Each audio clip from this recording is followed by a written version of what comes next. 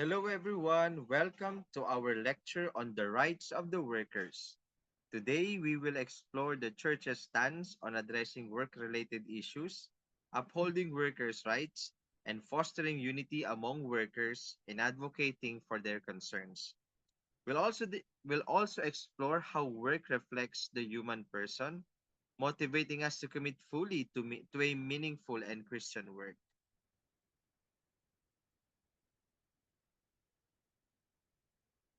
Okay, at the end of this lesson, we will be able to explain the concept and nature of work based on the church's teachings. We'll reflect on the contemporary work related problems and propose solutions grounded in the church's principles, and defend workers' rights by suggesting improvements for the working class through creative activities like protest placards, si- situation reports, and battle cries, culminating in a prayer. Onting remarks lang po dun sa may um, objective number 2, yung reflect on contemporary work-related problems. It will be addressed through asynchronous activity number 1. And then the third objective will be done face to face. Okay. Throughout this lesson, we'll integrate the following values: justice, accountability, service, and security. Let's start with the motivational activity. Consider these questions. What are you planning to take up in college? What is your reason for choosing that field? Again, what are you planning to take up in college? And what is your reason for choosing that field? Okay, you may pause this video for a while and try to answer this question in the comment box below.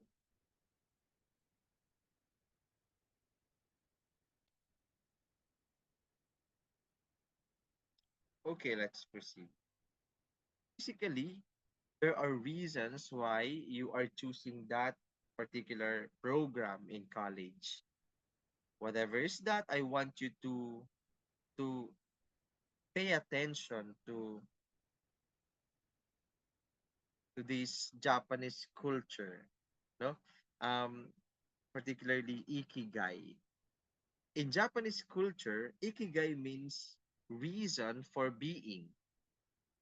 Finding your ikigai involves deep self-inquiry and understanding the convergence of four elements. Here are the four elements posted on the screen: the things that you love, what the world needs, what you are good at, and what you can get paid for. These four aspects, no, must be balanced. These are your passion, your mission, vocation, and profession. Now, let me ask you, take time to reflect on these questions. What do you love? What will you do to get paid? What will you do to get paid? What are you good at? Hmm. What does the world need from you? Okay?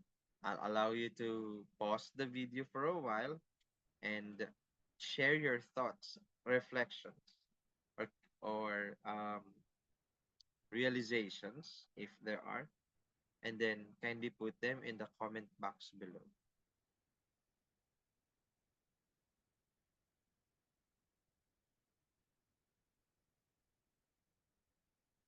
Okay.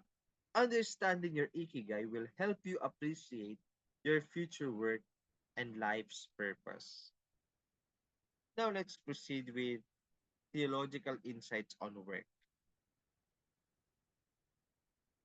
Basically, there is this notion that work is a punishment. Some of us don't want to work because we construe it as punishment. Thinking of Adam being punished by God to work for a crop for them to have something to eat coming from the sweat of their eyebrows. But to be to be precise of what the scripture tells us, work is not actually a punishment. In fact, it is an obligation and duty as stated in the Genesis. Nauna naman magbigay ng task si God kay Adam and Eve bago pa sila magkasala. God already told them to subdue the earth or to take good care of the earth, no? Nauna yon. It's already work. And then work as personal fulfillment. Work transforms nature and fulfills humanity. Masasabi natin na kaya tayo nag-develop bilang tao at na-develop ang ating civilization, it is because of human work. At kaya naman tayo may mga successful na tao ngayon because of their human efforts as well. So work transforms nature and fulfills humanity. Next, work as service to humanity. Work should benefit others. Hindi kapag kaya tayo nagtatrabaho hindi naman para self-gain lang, no? Usually, our work is always meant to benefit others. For example, think of a teacher, a doctor, a nurse, an engineer. All of these work are meant to serve others. Okay? Next, work as human solidarity. Good for fosters unity. In fact, no, if you want people to unite, okay, if you want unity, then we have to focus on the things that we need to do, no? For example, in matters of peace, no, um, we have to sit down and then discern collaboratively on how to achieve such a goal, let's say. So work unites. Next, work as realization of the divine plan. Indeed, work aligns with God's plan. God Himself is a worker or a laborer. Kung isipin mo, bago siya magpahinga on the seventh day, nagtrabaho muna siya. No? Nagtrabaho muna siya. When He created everything, no? It's already a manifestation that work is holy, no? That work is holy and is attuned with God's plan. And lastly, work as reflection of human person. You'll know the person better in by observing the quality of his or her work. Quality work reflects personal value. Okay. If we'll try to look at the compendium of the social doctrine of the church, it out it outlines these rights. First is the right to a just wage. Please take note of these rights. No, the right to a just wage. It means a fair timely and non-discriminatory wage. Hindi porke babae, mas mababa yung kanyang salary. Hindi dapat gano'n, ano? At hindi dapat delayed ang sahod, no? At dapat patas ito. Next, yung karapatan na magpahinga, right to rest. Kaya nga sa mga working conditions, kailangan merong break time, no? At least an hour of break time or um, um, maybe a distributed time for coffee breaks. Okay. Basically and basically, um, rest is a right, no? It is necessary for health, efficiency, family, and religious observance. And religious observance. Okay, like for example, we treat Sunday as not only as a family day or recreational day, but also a day to worship, no, and praise our God, or for those who are non-Christians, no, their deities. Okay, next is the right to a safe working environment. Protection of physical health and moral integrity must be upheld, no? We have to upheld, no? We have to provide services, no? Working conditions that are safe, no? At there must we have to be ensured, no? Kapag may mangyari mang aksidente, no? Facilities must be ready for us, no? Uh, to be facilitated and to be taken care of. Okay? Next is the right to personal dignity. Ito yung respeto, no? We have the right to be respected. Respect for one's conscience and personal dignity at work. Okay? Next is the right to appropriate subsidies. It is necessary for subsistence during employment. Let me add the right to pension and insurance, assurance of dignity in old age, sickness, or accidents, the right to social security for maternity sa mga nagdadalang tao, um, women who are pregnant must be protected for while they are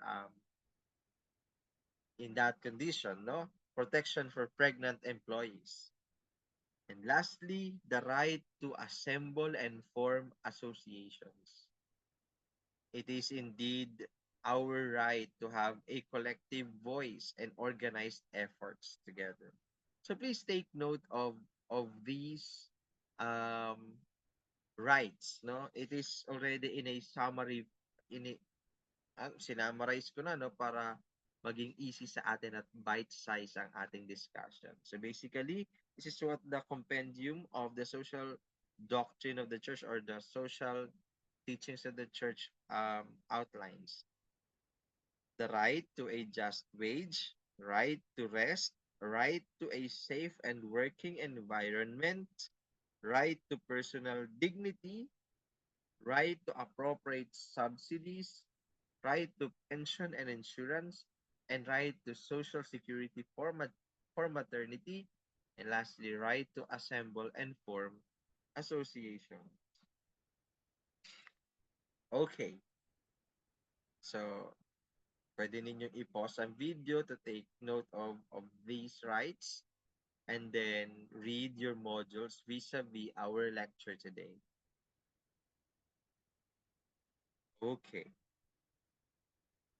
Work is more than um, a means to an end. It is a form of participation in God's creation. The dignity of work must be protected and workers' rights respected.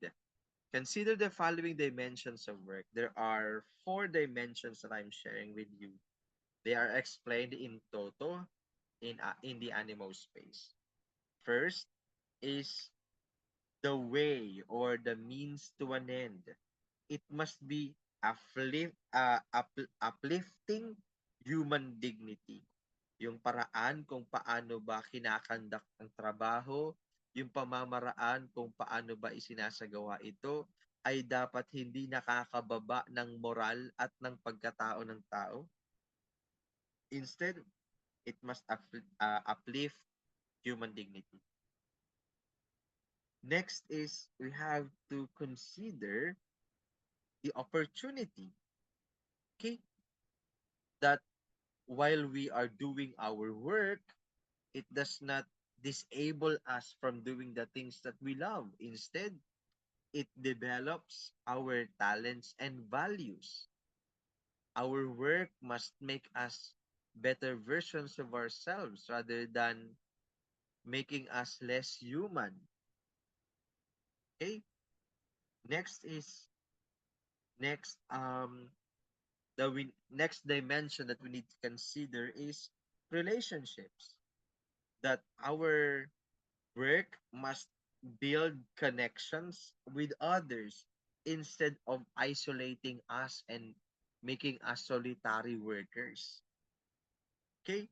And lastly, knowledge that our work must advance human development, that it makes us up to date, forward, no? At hindi tayo yung napag-iiwanan, no? And it our work must contribute to our knowledge and worldview, no? And make us wise. So kapag kayo ay pipili ng inyong trabaho, you have to consider the following dimensions of work. The way or the manner of the modus operandi of the work, how work is done, and what are the means to achieve their end. Are the means evil, no? Just to achieve the purpose, let's say. Kapag ganun, nako, red flag na agad kapag negative na agad ang means to an end. Next is you have to look for the opportunity. While it is true that we need to survive a day, but you have to consider looking at the opportunities that particular work offers, let's say. Next is relationship, no? To establish strong bonds of friendship or solidarity with our colleagues, and even building bridges and connections. And lastly, knowledge, no? That it makes us more wise as we grow in our particular profession or work. Okay, that makes work itself dignifying, no? Kapag ang ating trabaho ay may mabuting pamamaraan, oportunidad, relasyon at talino, then you are maybe, just maybe, no, in you are already fortunate to have that particular work. Okay.